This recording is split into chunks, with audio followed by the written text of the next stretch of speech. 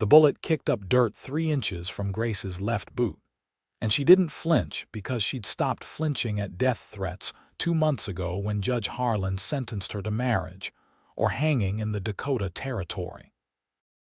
She pressed herself harder against the rough bark of the cottonwood tree, trying to slow her ragged breathing as the voices of the marshal's men echoed through the canyon behind her.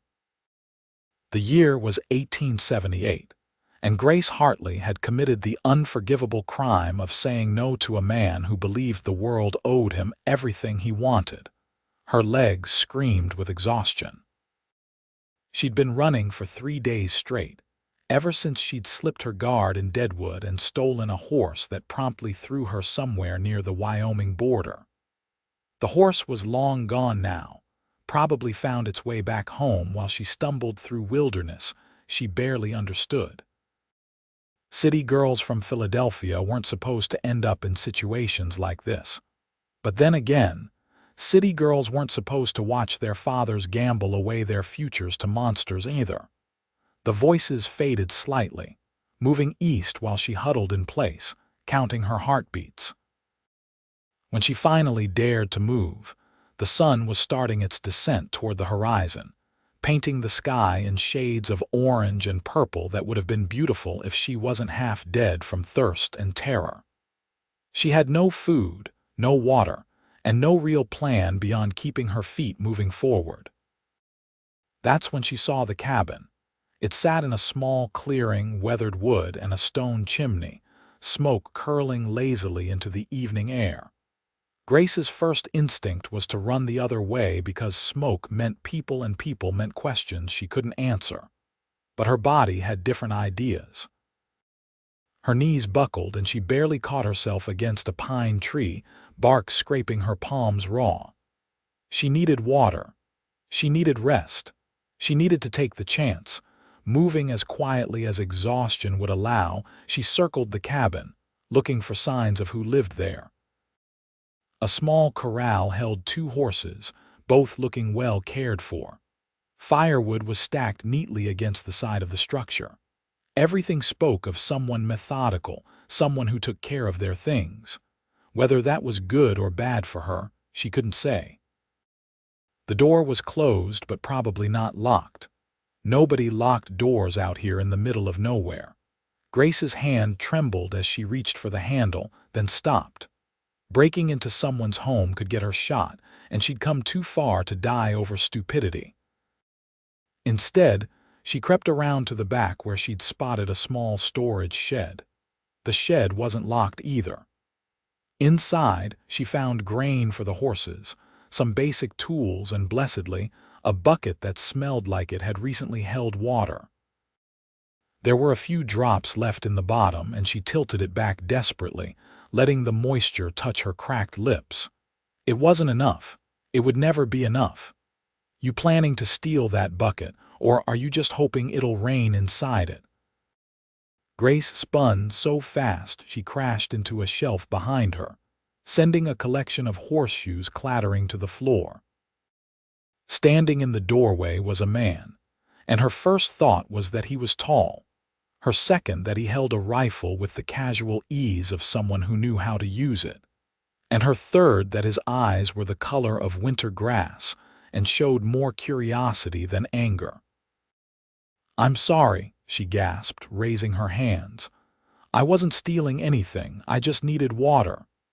He studied her for a long moment, taking in her torn dress, her filthy face, her desperate stance. "There's a creek about 50 yards that way," he said, gesturing with the rifle.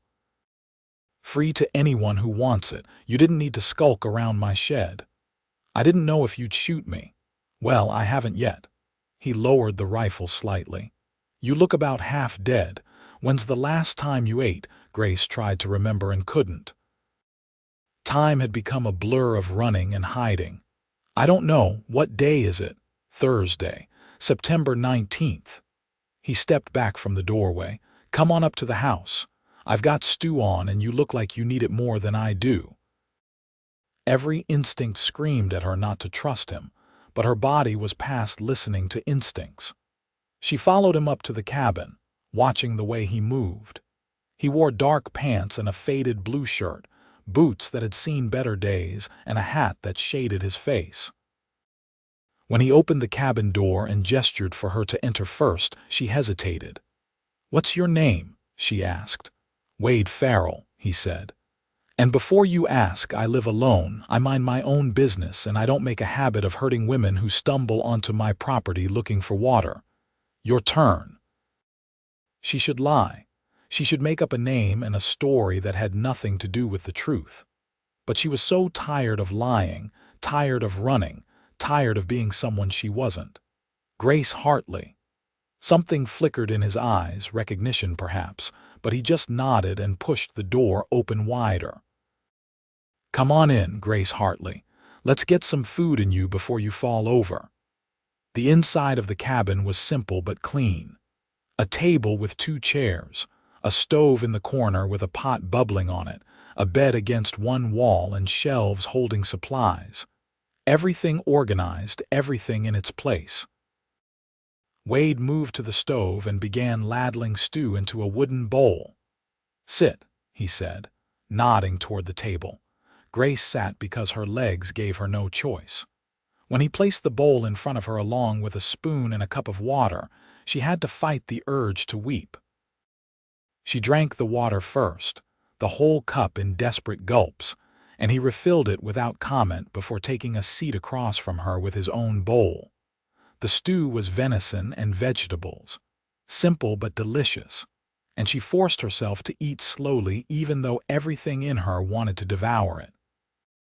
Wade ate in silence, watching her with those steady eyes. "You're running from something," he said finally. It wasn't a question. Grace set down her spoon. "Why do you say that?" "Because you're terrified, you're alone, and you're in the middle of nowhere without supplies or a horse. Women don't end up in that situation by choice." He leaned back in his chair. "You running from a husband?" "No. A father. Not exactly." He waited, patient as stone, and Grace felt the words building up in her throat like water behind a dam. She'd been alone with this for so long, carrying the weight of it by herself, and maybe that was why she broke. Maybe that was why she told this stranger in his cabin in Wyoming the whole terrible story. "My father owned a textile business in Philadelphia," she began, staring into her stew. "A good business, successful, but he liked cards more than he liked business sense. He got himself into debt, bad debt, to a man named Silas Thorne." Wade's expression didn't change, but something in his posture shifted slightly, attention sharpening. "Thorne isn't just a gambler," Grace continued. "He's the kind of man who owns people. Women, mostly. He runs establishments, if you want to call them that, where women work off debts they can never quite pay down. When my father couldn't cover what he owed, Thorne offered him a deal. He'd forgive the debt if I agreed to marry him." "And you refused." "Of course I refused. Have you seen what he does to women? I'd rather die than become his property." She took a shaky breath. "My father tried to force me, locked me in my room, told me it was my duty. I escaped and went to the law thinking they'd help me. I was so stupid. Thorne owns the judge, owns half the officials in Philadelphia. They ruled that I was bound by my father's contract, that refusing to honor it was theft of services. They were going to force the marriage. So you ran." "I ran to New York, but Thorne has people there too." "I kept running west thinking distance would help. I made it to Dakota Territory before they caught up with me. The marshal there was one of Thorne's men. He locked me up, said they'd ship me back to Philadelphia in chains." She met Wade's eyes. "I couldn't let that happen. I escaped again 3 days ago. They've been hunting me since." Wade was quiet for a long time, processing her story. Finally, he stood and moved to the window, looking out at the darkening sky. "How many men chasing you?" "I saw 4, maybe 5, the marshal and his deputies." "Armed?" "Yes.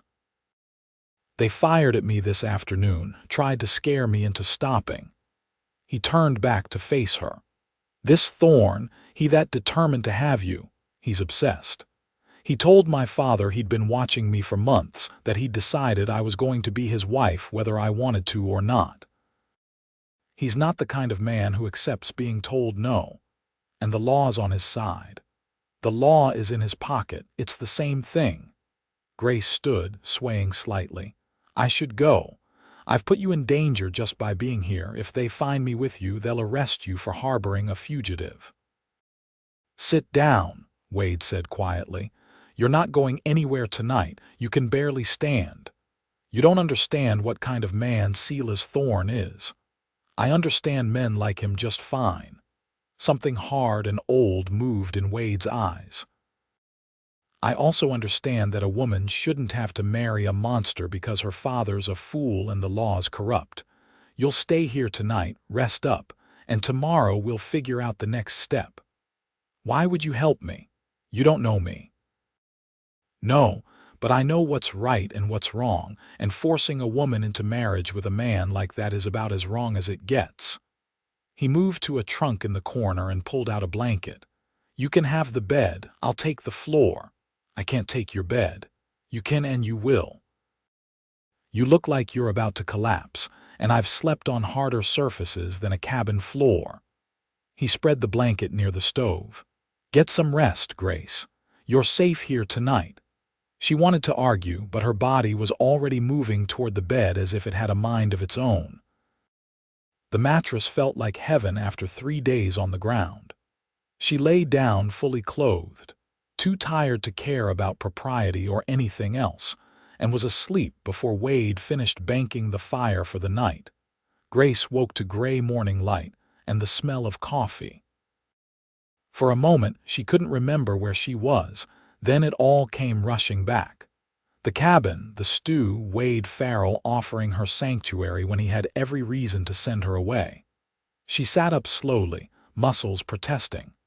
Wade was at the stove, pouring coffee into 2 tin cups. Morning, he said, glancing over. How'd you sleep? Like the dead. She stood, running her hands through her tangled hair. I'm sorry about last night, about dumping all of that on you. Nothing to apologize for. He handed her a cup of coffee. I've been thinking about your situation. And I think your best option is to keep moving. Get far enough away that Thorne's reach doesn't extend. How far is that? He found me in Dakota Territory. California, maybe. Oregon. Somewhere where his money and influence don't mean much. Wade sat at the table. But you can't keep running on foot without supplies. You need a horse, provisions, and enough of a head start that his men lose your trail. Grace sat across from him, wrapping her hands around the warm cup. I have no money. I can't pay you for helping me. Didn't ask you to. He met her eyes. I'm going to give you one of my horses and enough supplies to get you through a week or two. There's a trail about 10 miles west of here that'll take you toward Utah. You follow that, keep your head down, and eventually you'll hit settlements where you can find work. That's too generous. Those horses are probably worth more than everything I own. Maybe, but I can get another horse. You can't get another life. He stood, moving to a shelf and pulling down a leather saddlebag. We'll pack this up, get you ready to leave by this afternoon. That'll give you the cover of dusk to put some distance between you and anyone looking. Grace watched him move around the cabin, gathering supplies with efficient movements, and felt something warm and unfamiliar bloom in her chest. Kindness. Real, genuine kindness with no strings attached, no expectations. She'd almost forgotten what that felt like. Why are you doing this? She asked quietly. Really? Wade paused, a bag of cornmeal in his hands. For a moment she thought he wouldn't answer, then he set the bag down and looked at her. 5 years ago I had a sister, younger than me by 3 years, sweet as they come. A man in our town decided he wanted her, and when she said no, he made her life hell. Spread rumors, ruined her reputation. When that didn't work, he got violent. His jaw tightened. I was off driving cattle when it happened. By the time I got back, she'd taken her own life rather than be forced into marrying him. Left a note saying she couldn't live in a world that gave men like him power over women like her. "Oh God," Grace whispered. "Wade, I'm so sorry." Her name was Margaret.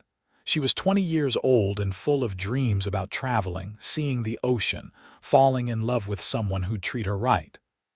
He picked up the cornmeal again, his movements careful, controlled. "I couldn't save her, but I can help you, so that's what I'm going to do." Grace set down her coffee cup and stood, crossing to where he worked. Without thinking about it, she placed her hand on his arm. He went still under her touch.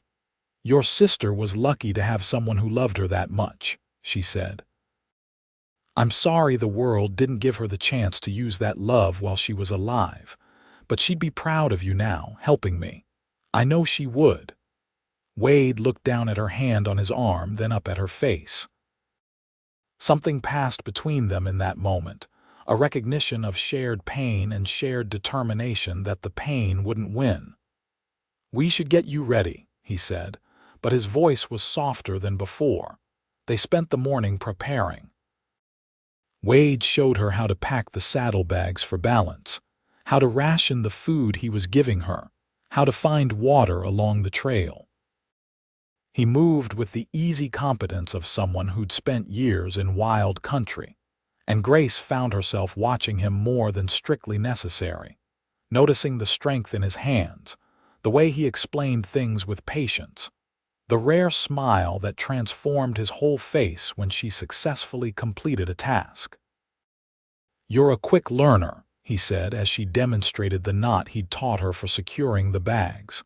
"Have you ridden much?" "Some back in Philadelphia, but nothing like what I'm about to attempt. The mare I'm giving you is steady. Her name's Copper, and she's got good sense. She won't spook easy, and she knows these trails better than most people." He stroked the horse's neck. "Take care of her, and she'll take care of you." Grace moved closer, letting Copper sniff her hand.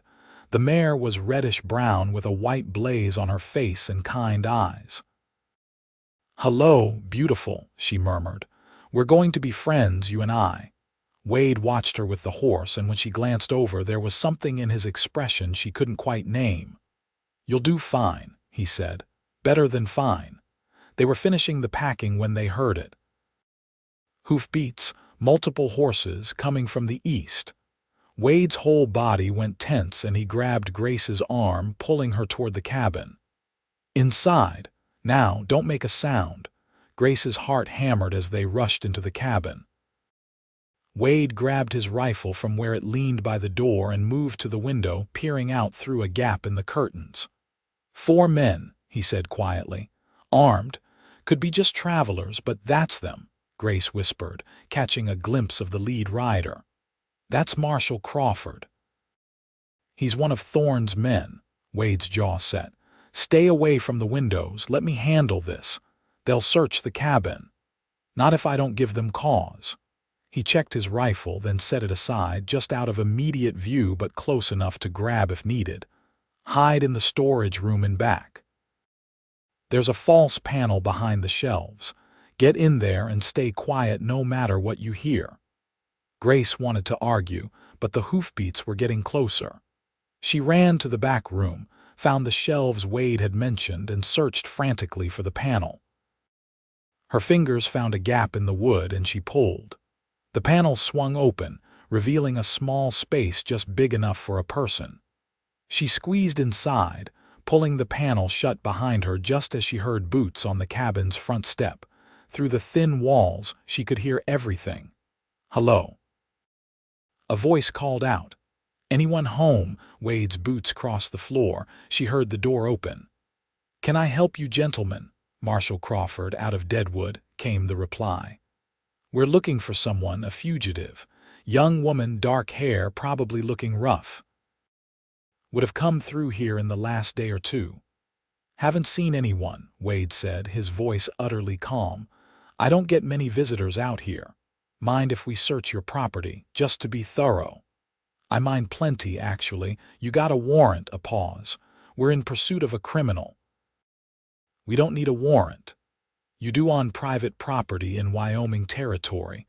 You want to search my land, you come back with proper paperwork from a Wyoming marshal. Wade's voice hardened. Otherwise, you can turn those horses around and head back where you came from. You don't want to obstruct justice, friend. And you don't want to violate a man's rights on his own property. I know the law, Marshal. You've got no authority here without local jurisdiction. Grace held her breath in the darkness of her hiding spot. She could hear the tension in the silence, could imagine the marshal weighing his options. Finally, Boots shifted. "We'll be back," Crawford said. "And when we are, we'll have that warrant. If we find out you've been harboring this woman, you'll be arrested as an accomplice." "If you come back with proper paperwork, I'll cooperate fully," Wade replied. "Until then, safe travels." More silence. Then the sound of horses moving away, gradually fading. Grace stayed frozen in the hiding space, not daring to move until she heard Wade's voice. "They're gone. You can come out." She pushed the panel open and stumbled out into the cabin, legs cramping from the tight space. Wade was at the window, watching the riders disappear into the distance. "They believed you," she said, "for now. But Crawford's right about one thing. He'll be back, probably with whatever paperwork he needs to make the search legal." Wade turned to face her. "Which means we need to change the plan. I need to leave now." "You leave now in broad daylight and they might circle back and spot you. That trail's exposed for the first 5 miles. He ran a hand through his hair, thinking. "We wait until dark like we planned, but we do something else too, something that'll throw them off your trail." "What? You're going to become someone else, a relative of mine visiting from back east. If anyone asks, you're my cousin, staying here while your husband finishes business in Cheyenne. You'll be hiding in plain sight. That's a huge risk for you. If they find out you lied to a marshal, they won't find out if we're smart about it." He moved to the trunk again, pulling out what looked like women's clothing. "These were my sisters. She was about your size. You'll need to look less like a fugitive and more like a respectable woman." Grace took the dress he offered, a simple calico pattern in blue and white. It was clean, carefully folded, clearly treasured. "Wade, I can't wear your sister's things. She'd want you to. She'd want someone to use them for something good." He set the dress in her hands. "Change, clean yourself up. There's a basin and soap on the table. We're going to do this right." For the next hour, Grace transformed herself. She washed away the dirt and grime of 3 days running, scrubbing her skin until it was clean. The dress fit almost perfectly, and there was a brush in the trunk that she used on her tangled hair until it shone. When she finally looked at herself in the small mirror Wade provided, she barely recognized the woman staring back. She looked respectable, cared for, like someone's beloved cousin visiting from back east. Wade's expression when he saw her was worth all the effort. His eyes widened slightly and he went very still. "You look different," he said quietly. "Is that good or bad?" "Good. Real good. If those men come back, they'll be looking for a desperate fugitive, not a proper lady." He cleared his throat, looking away. "We should go over the story. Make sure we have the details straight." They spent the afternoon crafting a fiction. Grace would be Grace Moreland, Wade's cousin from Philadelphia, visiting while her husband conducted business in Cheyenne. She'd been here for 2 weeks, and she planned to stay another month before returning home. They practiced the story until it felt natural, until Grace could recite the name of her fictional husband and the nature of his fictional business without hesitation. "What does he do?" Wade asked for the 3rd time. "He's a lawyer, working on a land dispute case. He'll join me here when the case is settled." Grace smiled slightly. "How am I doing?" "Better. You sound like you believe it." Wade leaned back in his chair. "If Crawford comes back, let me do most of the talking. Answer if he asks you direct questions, but don't volunteer information. Nervous people talk too much. I am nervous, I know, but you hide it well." His eyes met hers. You're stronger than you think, Grace. You've survived things that would have broken most people. I don't feel strong. I feel terrified most of the time. Strength isn't the absence of fear. It's doing what needs to be done even when you're scared out of your mind. He stood, moving to the stove to check on the dinner he had cooking. My sister used to say that bravery was just fear that said its prayers and went ahead anyway. She sounds like she was wonderful. She was. Wade stirred the pot, his back to Grace. Some days I can't believe she's gone. Other days it feels like she's been gone forever. I keep her things because it helps me remember that she was real, that she mattered, that her life meant something even though it ended too soon. Grace rose and moved to stand beside him. Without overthinking it, she reached out and took his hand. His fingers were calloused, warm, strong. He looked down at their joined hands with something like wonder. She mattered, Grace said softly. And what you're doing now, helping me, that makes her matter even more. You're taking the pain of losing her and turning it into something good. That's not nothing, Wade. That's everything. He turned his hand over, lacing his fingers through hers. They stood there by the stove, hands clasped, not speaking, and Grace felt the world shift slightly on its axis. This man who owed her nothing had given her everything. Safety, kindness, hope. And now, standing close enough to feel the warmth radiating from his body, she felt something else stirring. Something dangerous and wonderful and entirely unexpected. Wade cleared his throat and gently released her hand. "Dinner's ready," he said, his voice rougher than usual. "We should eat." They ate in a silence that felt different than before, charged with awareness. Grace caught Wade watching her several times, and each time their eyes met, something electric passed between them. She told herself it was gratitude she felt, nothing more. He was helping her escape, and she was conflating kindness with deeper feelings. That's all it was. But when night fell and Wade insisted again that she take the bed while he took the floor, and she lay in the darkness listening to his breathing, she knew she was lying to herself. What she felt for Wade Farrell was far more complex than simple gratitude. The next 2 days passed in a strange sort of limbo. They kept up the charade that Grace was his cousin, maintaining the fiction even when alone, practicing until it became second nature. They worked together on the property, Grace learning how to care for the horses, how to mend fence posts, how to do a dozen practical things her Philadelphia upbringing had never taught her. Wade was a patient teacher, never making her feel foolish for her ignorance, always willing to explain things until she understood. On the second evening, as they sat outside watching the sunset paint the sky in brilliant colors, Wade told her about his life. He'd been raised on a ranch in Montana, learned cattle driving from his father, and drifted south after his sister's death because he couldn't stand to be in the place where she died. He'd built this cabin with his own hands, chosen this spot for its isolation and its beauty. "Don't you get lonely?" Grace asked, watching the way the fading light played across his features. "Sometimes. But loneliness is better than being around people who don't understand you." He glanced at her. "What about you?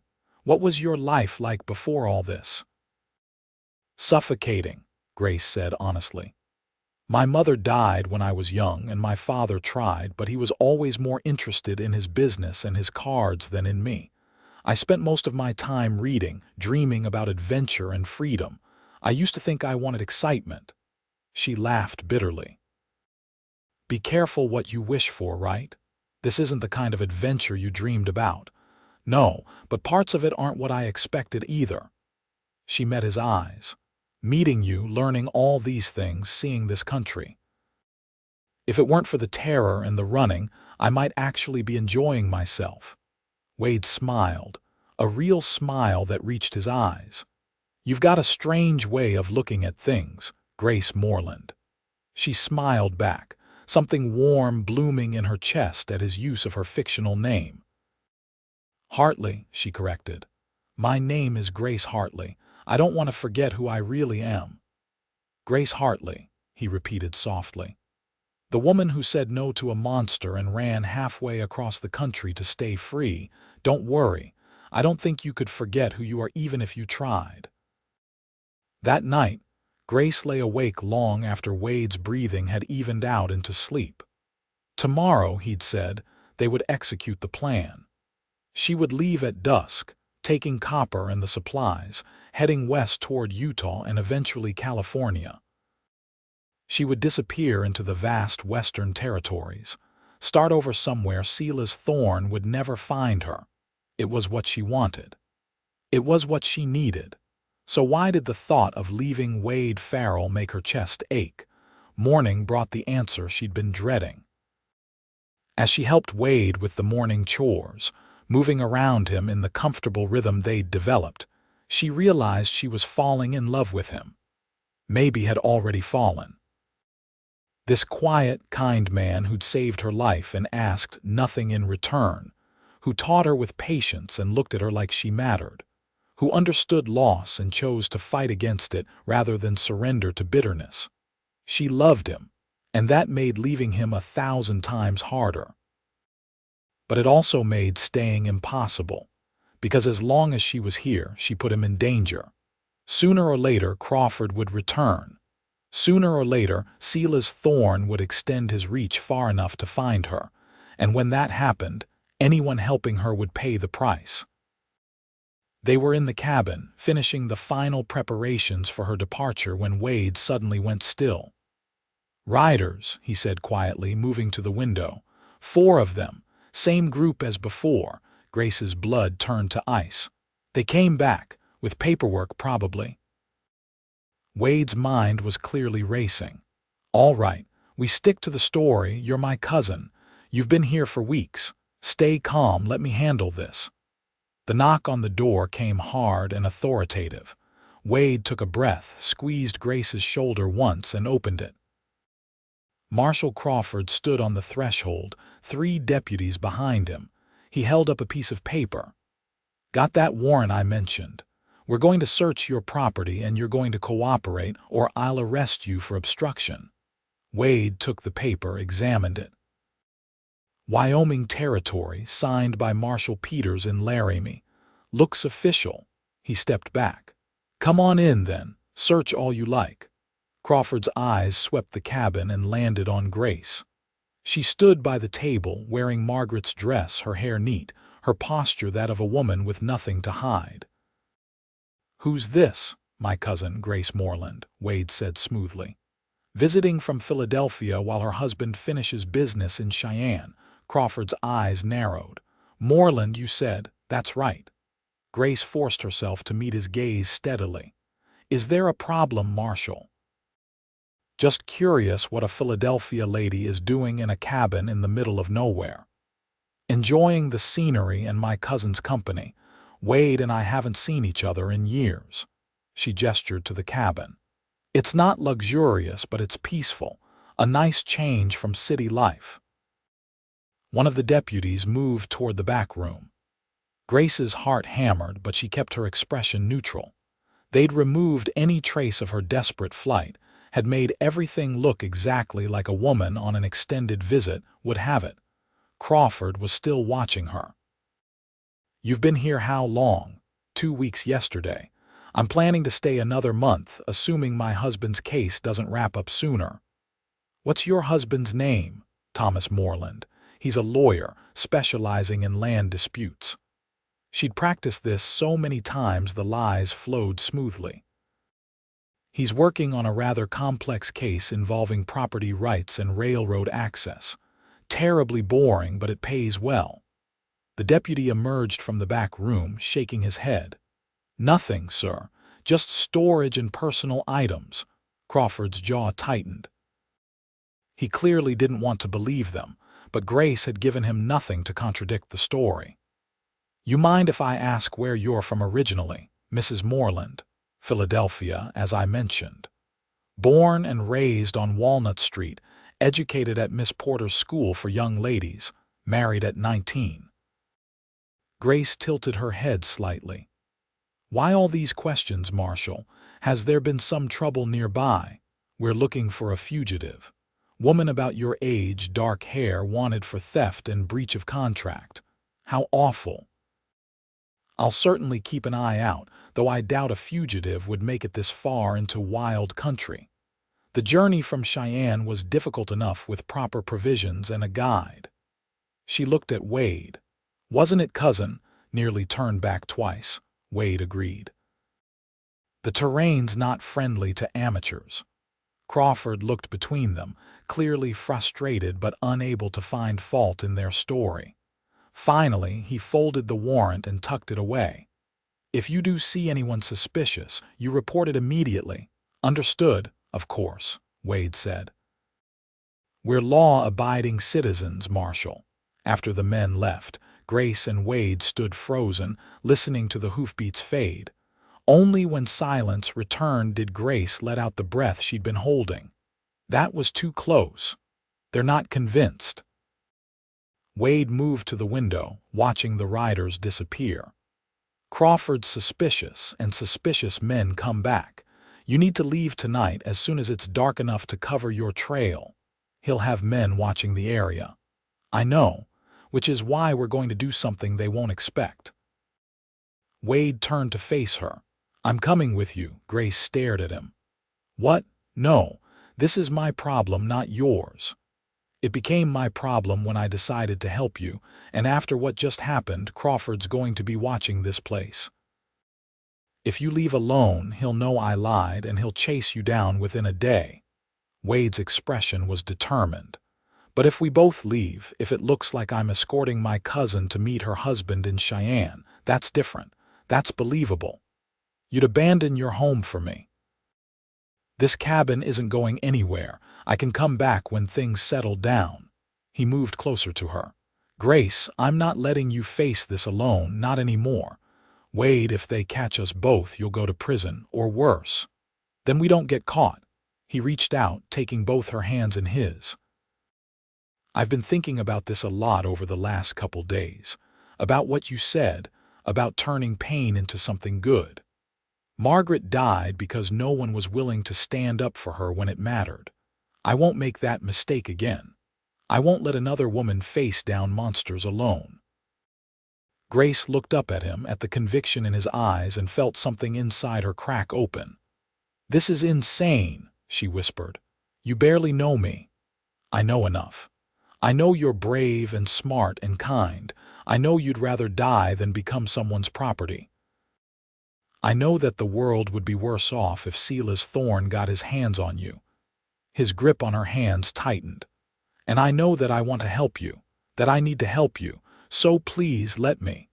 There were 1,000 reasons to say no. Practical reasons, logical reasons, reasons that made perfect sense. But Grace was tired of perfect sense. Perfect sense had led her father to gamble her away. Perfect sense had put her in front of a corrupt judge. Perfect sense said women like her had no choices, no power, no hope. Wade Farrell was offering her something beyond sense. He was offering partnership, protection, and if the way he looked at her meant what she thought it meant, maybe something more. Okay, she said softly. Okay, we'll go together. His smile was like sunrise. Then we'd better get packing. We've got a lot of ground to cover. They worked through the afternoon, preparing both horses, packing enough supplies for a journey of weeks. Wade moved through his cabin, selecting what to take and what to leave, and Grace watched him saying goodbye to the life he'd built here. The weight of what he was giving up for her settled heavy on her shoulders. Wade, she said as he secured the last of the saddlebags, if you ever regret this, I won't. He looked at her across the cabin. The only thing I'd regret is staying here safe while you faced danger alone. We're in this together now, Grace, for better or worse. They left as the sun touched the horizon, painting the world in shades of gold and crimson. Wade led them west, not toward the trail Grace had planned to take, but on a different route, one he said was less traveled and harder to track. They rode in silence as the light faded, trusting the horses to navigate the increasingly dark terrain. When full night fell, Wade called a halt in a small clearing sheltered by pine trees. "We'll rest here a few hours, let the horses recover, then push on before dawn. We need to put as much distance as possible between us and anyone following." They made a cold camp, no fire to give away their position. Grace spread her bedroll near a fallen log while Wade tended to the horses. When he returned, he sat beside her, close enough that their shoulders touched. "How are you holding up?" he asked quietly. "Better than I have any right to be, considering I'm a fugitive from the law." She looked at him in the darkness. "You really didn't have to do this." "Yes, I did." His hand found hers. "Grace, I need to tell you something, and I'm going to do it now because I don't know if I'll have the courage later." Her heart started beating faster. "What is it?" "These last few days with you, they've been the best days I've had since Margaret died.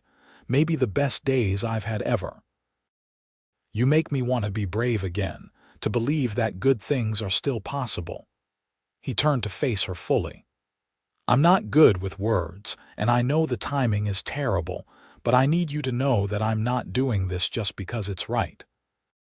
I'm doing it because somewhere along the way I started falling in love with you." Grace's breath caught. "Wade, you don't have to say anything back. I know we barely know each other and you've got enough to deal with without worrying about my feelings. But I wanted you to know the truth. Whatever happens, wherever this road takes us, my feelings for you are real."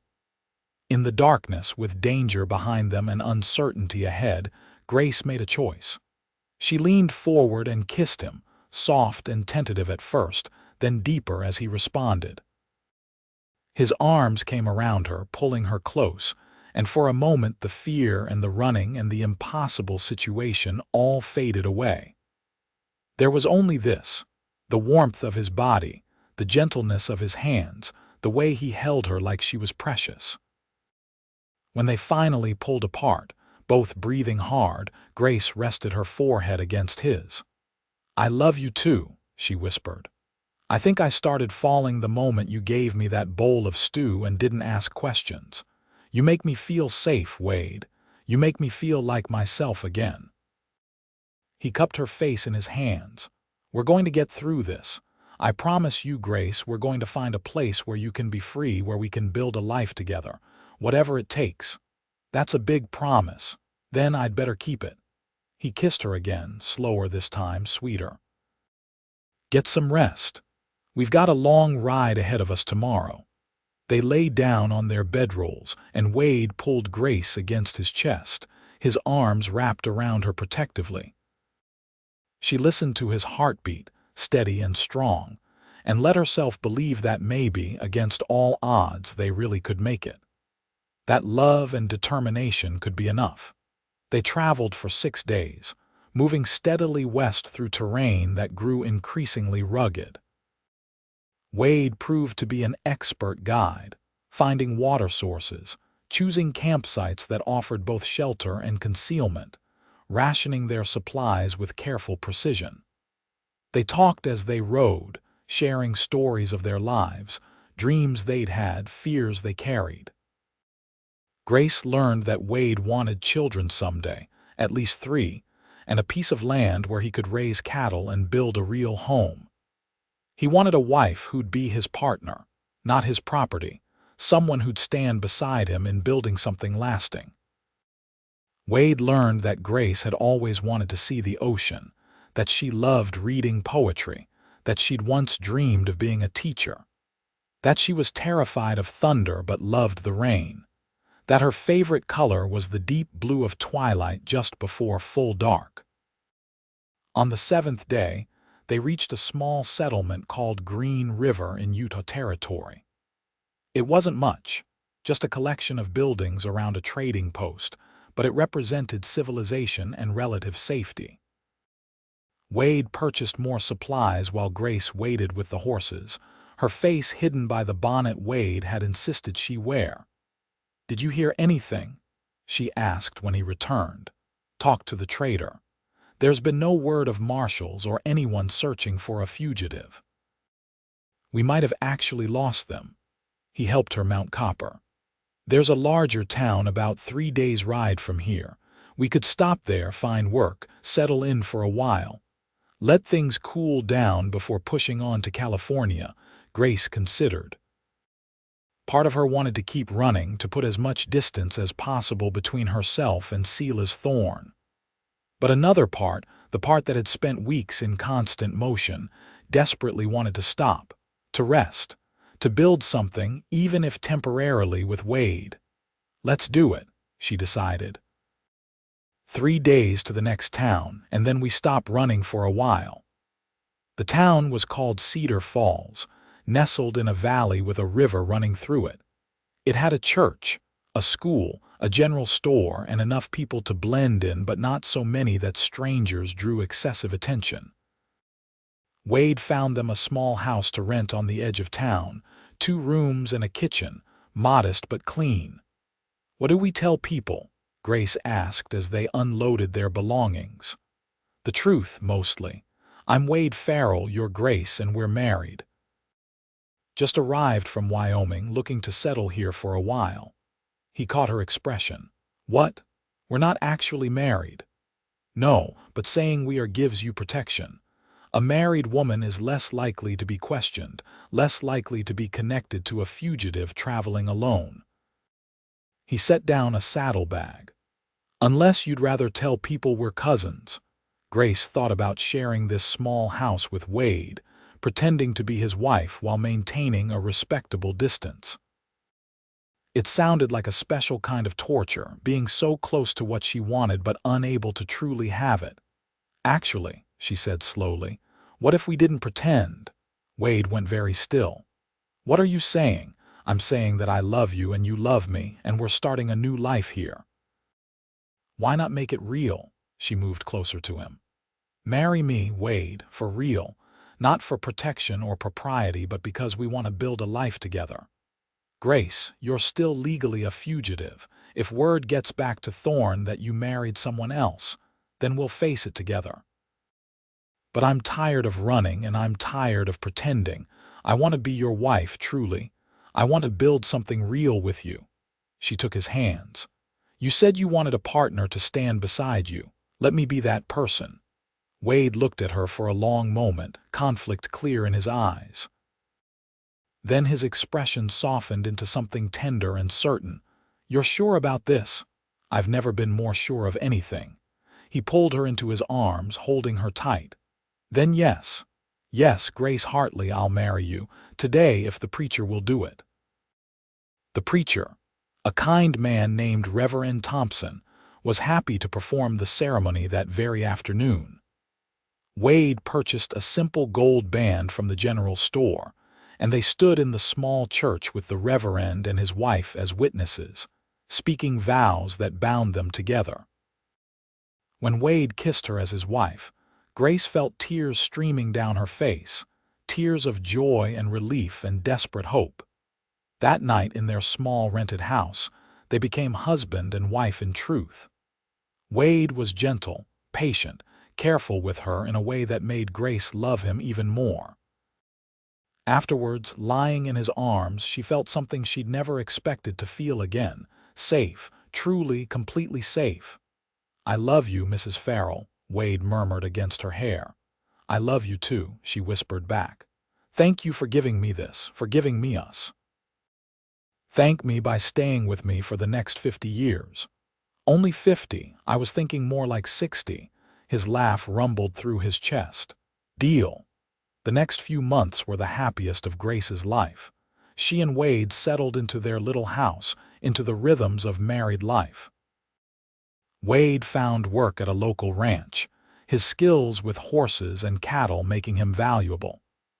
Grace took in sewing and mending, her Philadelphia education proving useful in unexpected ways. She could read and write better than most in town, and soon she was teaching the children of several families their letters in the evenings. They made friends, became part of the community. Grace became close with Reverend Thompson's wife, Sarah, a woman near her own age who welcomed her warmly. Wade developed a friendship with his employer, a rancher named Carl Morrison who appreciated hard work and honest dealing. It felt like a real life, the kind Grace had dreamed about but never expected to have. Every morning she woke in Wade's arms. Every evening they sat together on their small porch, watching the sunset and talking about their day. Every night they came together with love and passion that only seemed to deepen with time, but Grace never quite forgot what she was running from. In quiet moments, fear would creep in. What if Thorne found her? What if the law caught up with them? What if this beautiful life they were building came crashing down? Wade always seemed to sense when the fear took hold. He'd pull her close and remind her that they'd face whatever came together. That love was worth the risk. That she was worth fighting for. 6 months after their arrival in Cedar Falls, Grace realized she was pregnant. She stood in the kitchen of their little house, one hand pressed to her still flat stomach, trying to process the reality. A baby. She and Wade were going to have a baby. Joy and terror warred inside her. She wanted this child desperately, wanted to build a family with Wade. But what kind of mother brought a child into a world where she was still technically a fugitive? What if Thorne found them? What would happen to their baby, Grace? You all right? She turned to find Wade in the doorway, concern on his face. I'm pregnant, she blurted out. He went absolutely still. You're sure?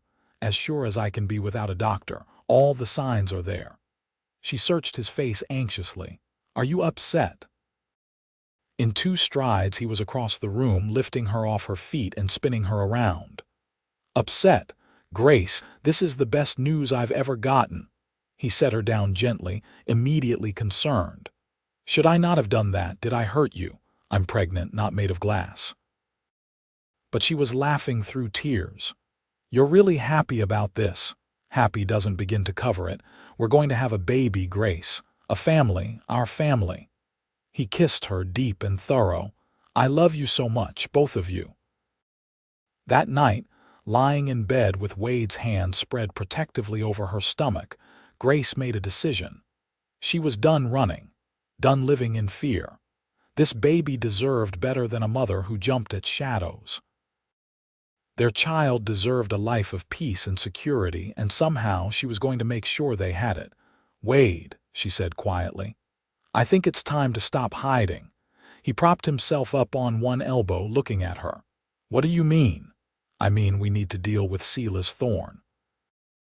Really deal with him, not just run and hope he never finds me. She met his eyes. I want our baby to grow up free. That means ending this once and for all.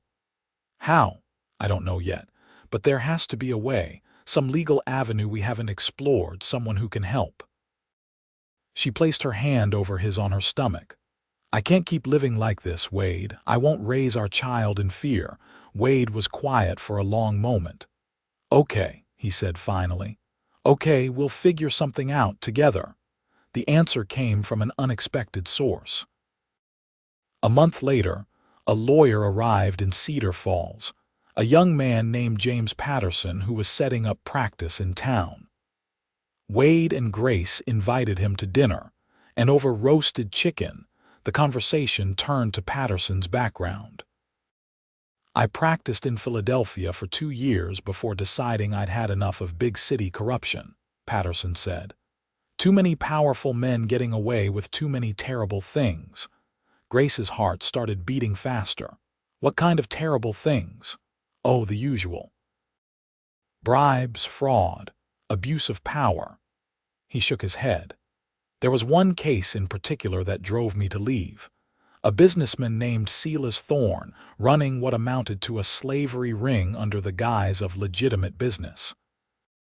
He'd trap women in debt contracts, force them into marriage or worse, and the law did nothing because he owned half the officials in the city. Grace and Wade exchanged a look. This Silas Thorne, Grace said carefully. What happened to him? Last I heard, he was still operating with impunity. Why? Grace took a breath. Because he's the reason I'm in Utah Territory. He tried to force me into marriage, and when I refused, he used the courts to make me a fugitive. Patterson's eyes widened. You're Grace Hartley. The fact that he knew her name sent ice through Grace's veins. How do you know that? Because there are wanted posters for you all over the Western Territories. Thorne's put a bounty on your capture, $500, dead or alive. Wade's hand found Grace's under the table, gripping tight. Can you help her? He asked Patterson. Is there any legal way to fight this? Patterson leaned back, thinking. Maybe. Probably. The thing is, those marriage contracts Thorne uses, they're not actually legal. They violate about a dozen different laws regarding coercion and contract law. But you'd need to prove that in court, and you'd need a judge who wasn't in Thorne's pocket. Where do we find one of those? Grace asked. That's the tricky part. But I might know someone. A federal judge in Denver, Judge Samuel Wright. He's got a reputation for being incorruptible, and he hates men who abuse power. Patterson met Grace's eyes.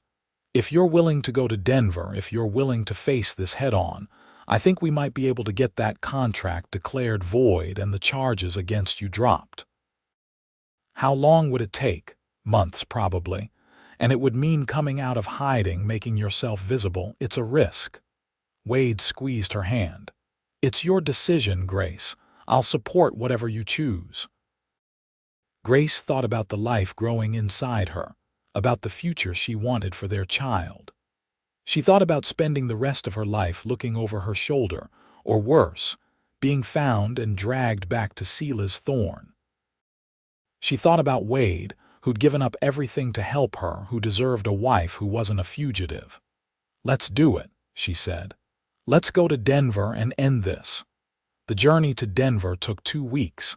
Patterson came with them, preparing the case as they traveled. He was thorough, asking Grace detailed questions about her father's debt, about Thorne's actions, about the corrupt judge in Philadelphia who'd ruled against her. He took notes constantly, building a case piece by piece. The key is proving coercion, he explained one evening as they camped. If we can show that Thorne used threats and manipulation to force your hand, that the marriage contract was signed under duress through your father, the whole thing falls apart. And once that goes, the charges of theft and breach of contract go with it. What if it doesn't work? Grace asked. What if the judge sides with Thorne? Then we appeal.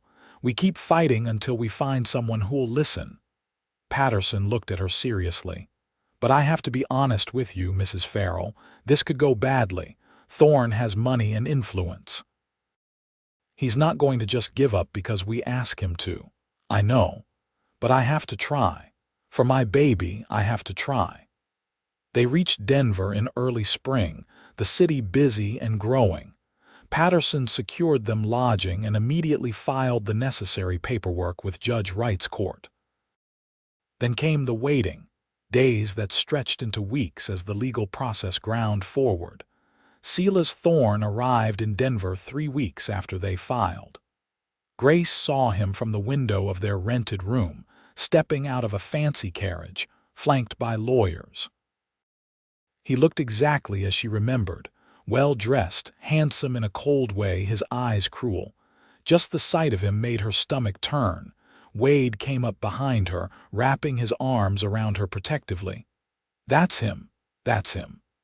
I don't like the way he walks, like he owns the world. Wade's voice was hard. Don't worry, Grace. He's not getting anywhere near you. The hearing was set for a Monday morning.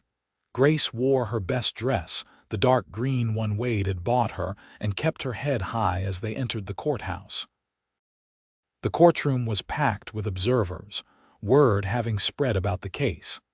Sela's Thorne sat on one side with his team of lawyers, looking confident and composed. Grace sat on the other side with Patterson and Wade, trying not to shake. Judge Samuel Wright was an older man with gray hair and sharp eyes that missed nothing. He called the court to order and asked Patterson to present his case. Patterson was brilliant. He laid out the facts clearly and methodically. How Grace's father had gambled himself into debt. How Thorne had offered to forgive it in exchange for marriage to Grace. How Grace had been given no real choice in the matter. He presented evidence of Thorne's other businesses, the women he'd trapped in similar situations, the pattern of coercion and abuse. He called Grace to the stand. Grace told her story, every detail, from her father locking her in her room to the corrupt judge in Philadelphia to her desperate flight west. She spoke clearly, keeping her emotions in check, making sure the judge understood that she'd been given a choice between marriage to a monster and criminal charges, which was no choice at all. Thorne's lawyers tried to discredit her, calling her a liar and a thief. They argued that she'd entered into a legal contract and had a duty to honor it. But Patterson countered every argument, citing case law, precedent, federal statutes against coercion. The hearing lasted 3 days. On the third day, Judge Wright called for final arguments. Patterson stood and made his closing statement with quiet passion. Your Honor, this case comes down to a simple question. Does a woman have the right to refuse marriage to a man she doesn't want? Grace Hartley said no to Silas Thorne, and for that, she was made a fugitive. She was hunted across territories. She was denied her basic human right to choose her own path. No contract signed under such duress can be considered valid. No charge based on such a contract can be allowed to stand. I ask this court to recognize what is plainly true, that Grace Hartley committed no crime, and that the real criminal is the man who tried to buy her like property. Thorne's lead lawyer responded with legal technicalities and arguments about the sanctity of contracts, but even Grace could see he was fighting a losing battle. Judge Wright's expression throughout had been one of barely concealed disgust, particularly when evidence of Thorne's other dealings came to light. Finally, the judge banged his gavel. I'll render my decision tomorrow at 9 in the morning. Court is adjourned. That night, Grace couldn't sleep. She paced their room while Wade watched her with worried eyes. What if he sides with Thorne, she kept saying. What if this was all for nothing? Then we'll figure out the next step. But Grace, you heard the judge. You saw his face. I think we might actually win this. I can't let myself hope. It hurts too much. Wade stood and pulled her into his arms. Hope is all we've got, and each other. Whatever happens tomorrow, we face it together. The next morning, they returned to the courthouse.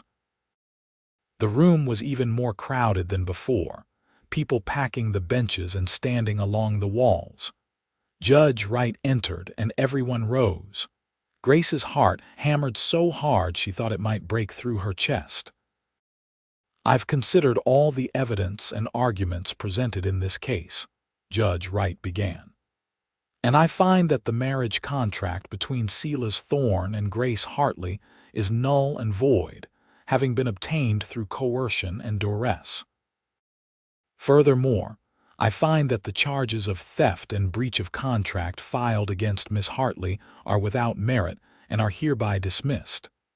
Miss Hartley is a free woman. All warrants for her arrest are rescinded, and Mr. Thorne is ordered to cease any and all pursuit or harassment of her. The courtroom erupted in noise. Grace heard none of it. She turned to Wade, who was grinning so wide she thought his face might split, and threw her arms around him. We won, she sobbed against his chest. Wade, we won. I told you, he murmured, holding her tight. I told you we'd make it. But Judge Wright wasn't finished. He banged his gavel for silence. Furthermore, based on evidence presented during this hearing regarding Mr. Thorne's business practices, I am ordering an investigation into his other dealings. If even half of what was alleged here is true, There are more women who need the protection of this court. Bailiff, Mr. Thorne is not to leave Denver until that investigation is complete." Thorne shot to his feet, his composure finally cracking. "You can't do this. I have rights."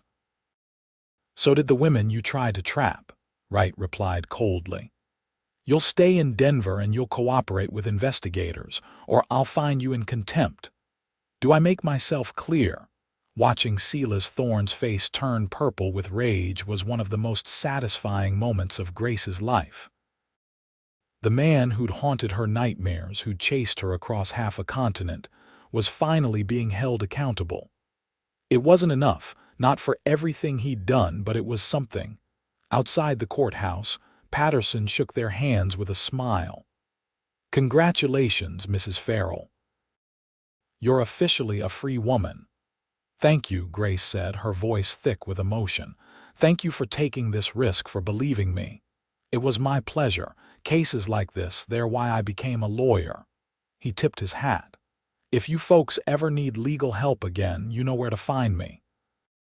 Wade and Grace returned to Cedar Falls 2 weeks later, traveling slowly because Grace's pregnancy was starting to show and Wade insisted on being cautious. They were welcomed back warmly, their friends having held down their jobs and their little house in their absence. News of the trial spread through the community, and if there was any judgment about Grace's past, it was drowned out by support and congratulations. She was seen as brave, a woman who'd stood up for herself and won. It made Grace uncomfortable sometimes, being seen as heroic when she'd just been trying to survive, but Wade told her to accept it with grace. "You did something important," he said. "Let people celebrate it." Their son was born in late autumn, a healthy baby with Wade's eyes and Grace's dark hair. They named him Thomas, after the fictional husband Grace had once claimed to have, a small private joke between them. Thomas was followed 2 years later by Margaret, named for Wade's sister, and then 3 years after that by Samuel, named for the judge who'd given them their freedom. Grace opened a school in Cedar Falls, teaching children to read and write and think for themselves. Wade bought land from Carl Morrison and started his own small cattle operation, building it slowly and carefully. Their life wasn't grand or glamorous, but it was theirs, built on love and hard work and the determination to make something good out of the pain they'd both endured. On their 10th wedding anniversary, they sat on the porch of the house Wade had built to replace their first small rental, watching their children play in the yard. Margaret was chasing Thomas while Samuel toddled after them both, laughing. "Do you ever think about how different things could have been?" Grace asked, leaning against Wade's shoulder. "Sometimes. If you hadn't found my cabin, if I hadn't helped you, if any of 100 things had gone differently." He kissed the top of her head, but they didn't. "We're here together with 3 beautiful children and a life I wouldn't trade for anything. Even knowing all the risk, all the danger, especially knowing that the hard things made us who we are, they brought us together." He tilted her face up to his. "I love you, Grace Farrell. I loved you when you were a fugitive hiding in my shed. I loved you when we stood in front of that judge in Denver, and I'll love you for the rest of my life. Just the rest of your life. I'm planning on haunting you after that too." He laughed and kissed her, the same way he had that first night in the wilderness when they'd admitted their feelings to each other. "I'm counting on it." They heard later that Silas Thorne had been convicted of fraud and coercion, that several women had come forward during the investigation to testify against him. He'd served 3 years in prison and emerged a broken man. His business empire collapsed, his reputation destroyed. Grace felt no satisfaction in his downfall, only relief that he couldn't hurt anyone else the way he'd tried to hurt her. Her father had written once, a stilted letter asking for forgiveness that Grace read and then burned. Some wounds were too deep to heal with words. She'd made her peace with the past by building a future that had nothing to do with him. The years passed in a blur of good moments. Thomas grew tall and serious, fascinated by law and justice, eventually going to study in Denver with James Patterson. Margaret became a teacher like her mother, fierce and compassionate, dedicated to helping children who others overlooked. Samuel inherited his father's way with horses and his mother's determination, building a reputation as the best horse trainer in the territory. Grace and Wade grew old together, their hair turning gray, their hands becoming weathered with work, but their love never dimming. They'd started with nothing but desperation and determination, and they'd built a life that mattered, a family that thrived, a legacy of standing up against injustice and choosing love even when it seemed impossible. On a warm summer evening, 40 years after that day in the cabin when Wade had offered a desperate woman a bowl of stew, they sat together watching the sunset.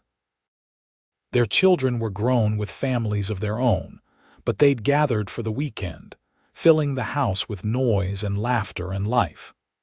"You have any regrets?" Grace asked, the same question she'd asked a dozen times over the years. And Wade gave the same answer he always gave. "Not a single one. You're the best thing that ever happened to me, Grace. You and the life we built together." She leaned her head on his shoulder, watching the sky turn colors she'd never gotten tired of seeing. "I love you, Wade Farrell." "I love you too, Grace. Always have, always will." They sat in comfortable silence as the sun dipped below the horizon, two people who'd found each other in the wilderness and chosen to build something beautiful out of fear and desperation and hope. Their story had started with a crime that wasn't a crime and a woman refusing to surrender her freedom. It had become a love story for the ages, proof that sometimes the bravest thing you can do is say no to monsters and yes to the people who help you fight them. Inside the house, their grandchildren were laughing. Outside, the land they'd worked so hard to build a life on stretched toward the horizon. And between them, Grace and Wade held hands, two hearts that beat as one, two lives woven so tightly together that they'd become inseparable. The Wild West had been hard on them both, had tested them in ways they never could have imagined. But it had also given them each other, and in the end, that was all that mattered. They'd found love in the most unlikely place, at the most desperate time, and they'd held on to it with everything they had. They'd raised children who knew the value of standing up for what was right. They'd built a community that valued justice and compassion. They'd turned their pain into purpose and their fear into strength. As the stars began to appear in the darkening sky, Grace thought about the girl she'd been, running through the wilderness with nothing but hope and terror driving her forward. She thought about the moment she'd stumbled into Wade's shed, desperate for water, and how that single moment had changed everything. She thought about all the choices they'd made, together and apart, that had led them to this perfect evening surrounded by love. "Thank you," she whispered to Wade. "For what?"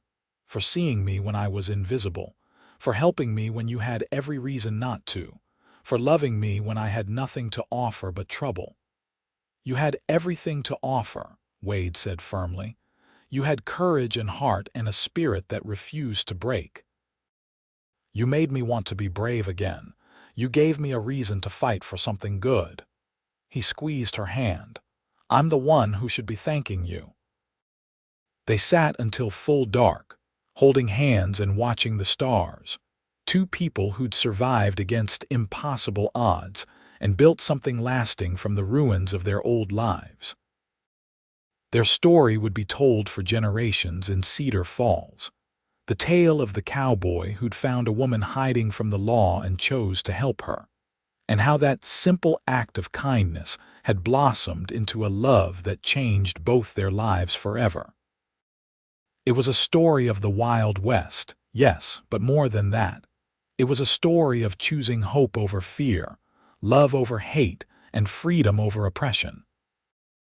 It was a story of two people who refused to let the world break them, who stood together against injustice, and won not through violence but through determination and the courage to face their demons head-on.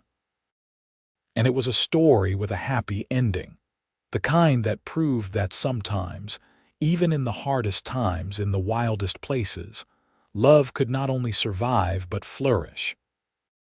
Grace and Wade had found each other when both their lives were at their darkest point, and together they'd built something bright enough to light the way for everyone who came after them. As they finally stood to go inside, surrounded by the sounds of family and home, Grace looked back at the stars one more time. Somewhere out there, other people were running, other people were afraid, other people were fighting for their freedom. She hoped they'd find their own Wade Farrell, their own person willing to stand beside them and help them fight. She hoped they'd find the courage to say no to monsters and yes to love, because in the end, that's what had saved her. Not the law, not distance, not even her own determination. What had saved Grace Hartley was love, Wade's love for her love for him, and their shared love for the life they wanted to build together. Everything else had flowed from that simple, powerful truth. They went inside together, hand in hand, ready for whatever tomorrow would bring, secure in the knowledge that they'd face it together. Just as they always had, just as they always would. The story of the cowboy and the woman hiding from the law had become the story of Wade and Grace Farrell. And it was a story that would echo through the generations. A reminder that love and justice and courage could triumph even in the wildest, hardest times. Their legacy lived on in their children and grandchildren, in the school Grace had founded, in the land Wade had worked, in the community they'd helped build. They'd started with nothing and created everything that mattered. And when they were very old, when their time was finally coming to an end, they went together, holding hands in the bed they'd shared for over 50 years. Their last words to each other were the same words they'd spoken so many times before. I love you. Always have, always will. It was the perfect ending to a story that had started in fear and desperation, but had become something beautiful and lasting. The cowboy had found the woman hiding from the law, and in helping her, he'd found himself. The woman had found safety and love when she'd expected nothing but more running. Together, they'd found a life worth living, a love worth fighting for, and a happiness that lasted until their final breath and beyond.